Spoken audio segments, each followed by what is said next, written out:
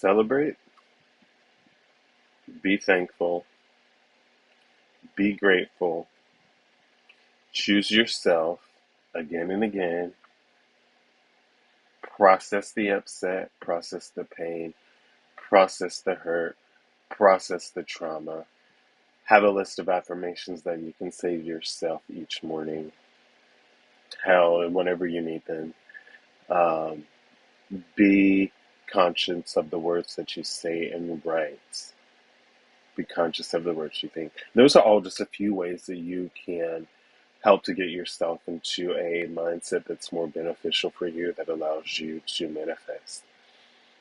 And I say this because you, like myself, were the rows that they buried. They threw all kinds of shit and dirt on their name, then pushed concrete and built a house and all kinds of other stuff over you because they wanted you dead, they wanted you buried.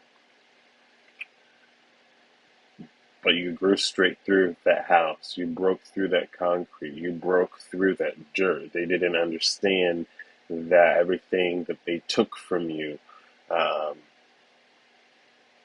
was going to make you grow. And that walks me into a lot of people like to say, oh, that person's late bloomer, blah, blah, blah. Okay, I honestly loathe that term. There's no such late bloomer, fuck it. You have people, let's say we're all 8 years old. Sure, let's say we're all 8 years old. Let's say in my reality, I was poor, poverty, um, person A. Remember, we're all the same age, same grade, same talent. Person A um, comes from lots of family, and person B comes from a working class family. Well, person C, uh, let's say it's me, we all, A, B, and C, we all pass this test. And let's say I scored higher than person A and person B, like blew them out of the water. My talents just were, well, I'm already looked at by the people over here as unqualified because I'm poor. Now, granted, I already took this test and it told me that I'm overqualified. I'm overqualified for A and B, and probably the person that's administering the test. But the person administering the test, looking and knowing that I'm poor or I come from a place um, where money and resources um, help uh, help those to get their talents seen or exposure to whatever they need, or has already deemed me as unworthy of that. So they don't give a fuck already about how much talent I have. So now, even though I'm still over here and they're like, hey, it's that person over there, that one down there, they said fuck you to me, and it's A and B that they're focused on. Well, out of A and B, A already has money, so A's parents, regardless of, are just like shrugging. So they're already pouring their money into their child to help elevate them, which they already feel is grand. So then B gets this other money over here that was awarded, and I mean sometimes A gets this money that's awarded too, and it's B that's being poured into by all means and by their parents, and they have this extra support, and they're floating, and they feel like, oh, I'm so great and I'm so grand, I have all this support, and they feel empowered and feel as though they have way more talent and ability than A, um, even though the test is proven. So now they're in their ego and they're boosting themselves up. They have not furthered their skills, their education, their abilities, training, etc. They go in, they do what they're told, and they leave. And they're in the stagnant place of where their energy and skills have been since they were 8. I mean, they grow in things, but 90% of the time, it's like they're just forced into this because it's their talent. Now, C, me, person C, I'm over here. Remember, I'm still part of this too. But now I have no resources. I have no support system. A and B are like doing their thing, and they finally get their chance to be in the spotlight. And they move into the spotlight and look back at C like, no thanks. We can't deal with you. You can't even be in the spotlight. We have more talent than you. We're better than you. They're focused on us. Now me, still have more talent. Now I have to work even harder. So they're excelling. So now I'm refining my talents on my own. I'm fighting to find venues to See, fighting to get people that have told me I've done exceptionally well services for them, fighting to get them to just leave a review. Not even a tip. They've over tipped constantly, just fighting to leave a review, you know. I remember I have no resources, so now all the resources I am getting, little bits of money, are pouring into me and survival and utilities. Meanwhile, everybody else is over here. The point is, you can't classify me as a late bloomer or anyone as a late bloomer if they've already had the skills and the skill set. There's a difference. See, a late bloomer means I just discovered later on in life I have these abilities. Um, Now, A and B were tended to and guarded, even though their parents have resources, and B, parents struggle with resources. Now, imagine what would have happened, even though if I didn't have the resources, but I still have that support system as person C. You get what I'm saying? But because I didn't have that, it took me longer. So when I blossomed and I bloomed and I was able to, I wasn't a late bloomer. I mean, you can view this that way because I finally got the nutrients and what I needed to push through the seed. I mean, all the resources were cut off to me. That's not a late bloomer. That's somebody that was seen as a threat that had nothing. So then the people that could have changed that to help keep everything balanced between the three didn't do that. They decided to block seeds and try to prevent them and slow them down.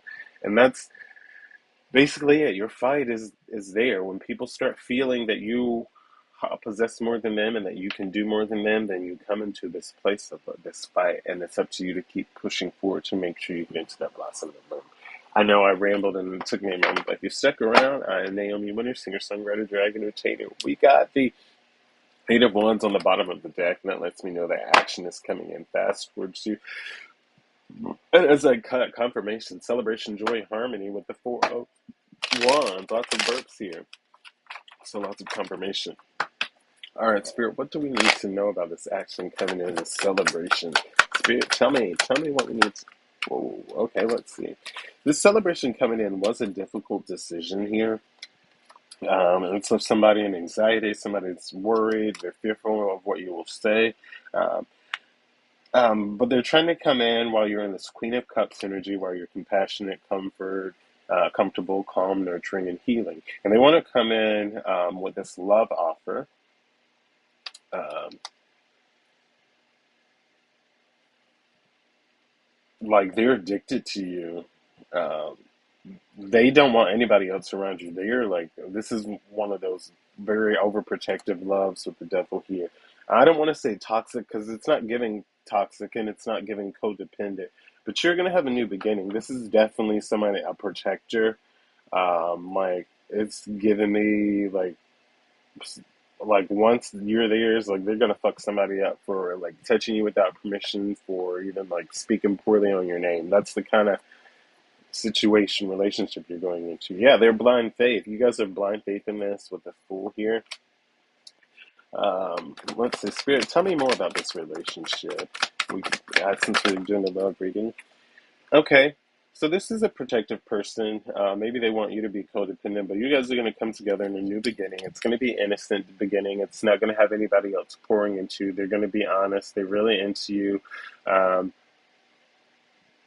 they, I'm getting, they could be afraid of the feelings that they feel from you, but they're also afraid of their feelings, and they don't want to scare you off. But it's one of those things where it's like they haven't expressed it. There's a heavy air sign, earth energy out here, and then some water energy. And then we're in this giving and receiving energy with the Six of Pentacles, or this balance. This person is coming in for you not only as a protector, but somebody to bring balance. They're coming bearing gifts for you. If you notice that these two people, um, this side has the scale, so he's bringing balance, and then he's dropping coins here. So balance and quintadas is definitely coming. The coinage, the pesos, uh, somebody was in a financial loss. You could have been in a financial loss or lack mindset. Multiple priorities are coming in for you. You're going to have choices. Choices. Um, like, this is all going to be about you. Continue putting the work in. Continue. The moon. The moon. You have an illusion hidden or a mystery, something maybe that you dreamed about hidden that's creative and romantic. There's a proposal hidden. That's what it is. There's a hidden proposal that's going to grant you wealth. And I feel like there are people that have been trying to control your situation behind the scenes, and trying to make you do what they wanted you to do. And because of that, it has ruined this person's proposal. So it's remaining hidden. And they know that it's things just are not working how you want them to work. Um, yeah, this emperor is heading a proposal. He's CEO, he's a leader, and it's crazy because he could be like rich as fuck, but you're like fuck it, fuck that. I understand that, but I want my own money coming in too. Ace of Cups here. This is all about love, compassion, and new feelings. Yep, new baby, proposal, marriage. You guys are more than likely gonna have it all.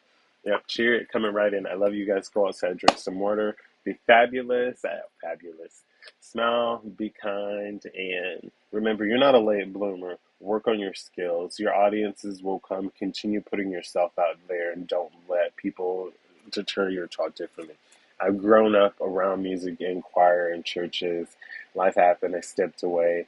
Um, I'm not in churches. I'm not in choir. I'm a solo writer writing about my life experiences. My life experiences forced to be um, uh, overtly or overly Christian, and drowned in Southern Baptist um, practices, um, as well as fighting for my life to find me and who I am without this inner turmoil or uh, being told to be ashamed of who I am as a person. So I write music in that sense. I write music that's affirmations for my blackness, for my black hair, for my queerness, for my visibility, for my struggles.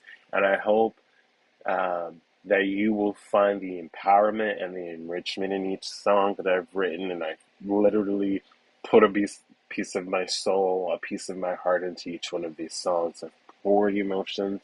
And when they come to you, I really do hope that you take them in. And that is why I'm placing singles out there for you guys, and I hope you take those in and take the messages, take the love in, take the lessons, and you process them. Go outside, drink some water, and have a fabulous day. Smile, be kind, throw your people. Love you. Thank you.